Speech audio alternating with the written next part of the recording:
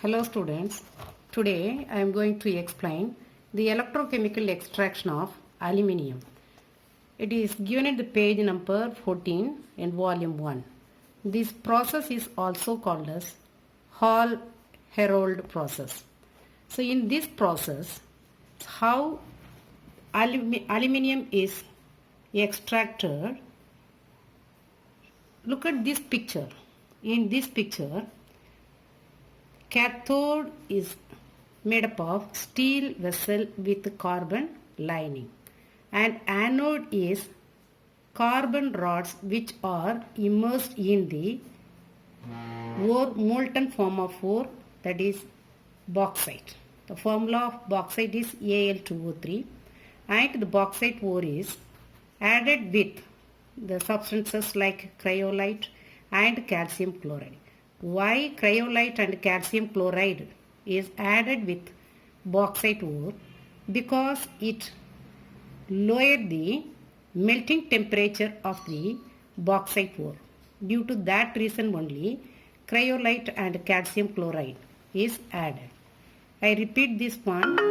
So in this electrolysis process, cathode is made up of the steel vessel which is lined with carbon, and anode that contains, there are so many carbon rods immersed in the molten form of bauxite ore that is added with cryolite and calcium chloride. Now, during the electrolysis process, how the ionization of alumina takes place. Alumina is nothing but that is the ore of aluminium, and its formula is Al2O3. On decomposition, otherwise ionization, it gives 2 aluminium ions and 3 oxide ions. And this process, it is carried at the temperature of 1270 Kelvin. At this process, at cathode, what are the changes takes place? Let us see with this equation.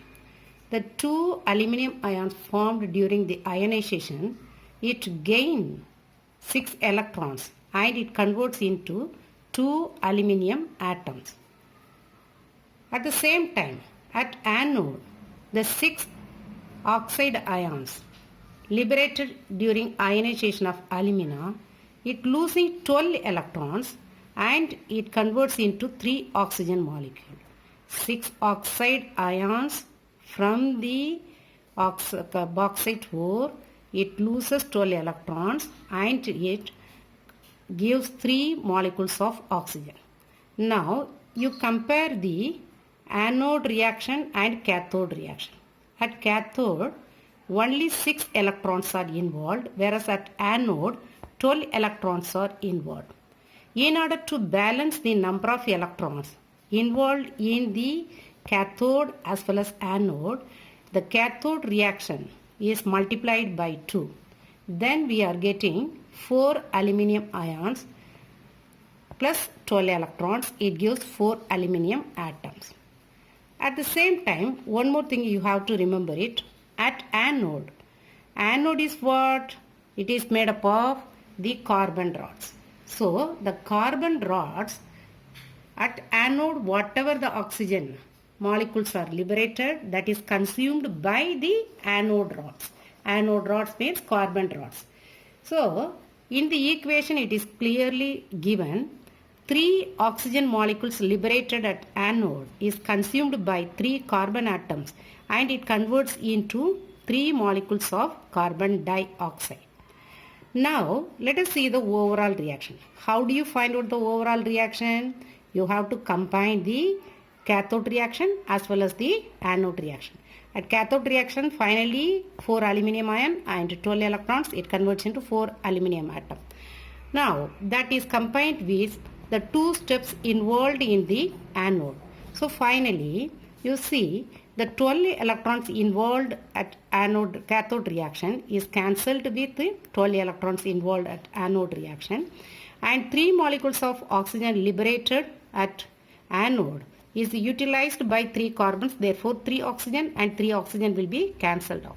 So the left out is 4 aluminium ions and 6 oxide ions and 3 carbon atoms in the reactant side, and it gives 4 aluminium atom and 3 molecules of carbon dioxide. So this process, the electrochemical extraction of aluminium, otherwise Herold process, is very, very important for 3-mark question.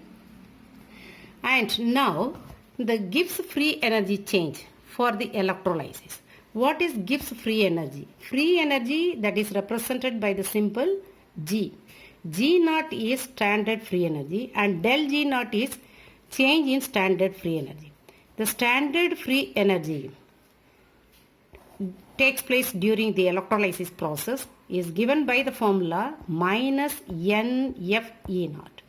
Here the N represents the number of electrons involved during the electrolysis process, and F represents 1 Faraday, and E naught, that represents the electrode potential value. The electrode potential value is obtained by the EMF value of the positively charged electrode as well as the negatively charged electrode, otherwise anode and cathode.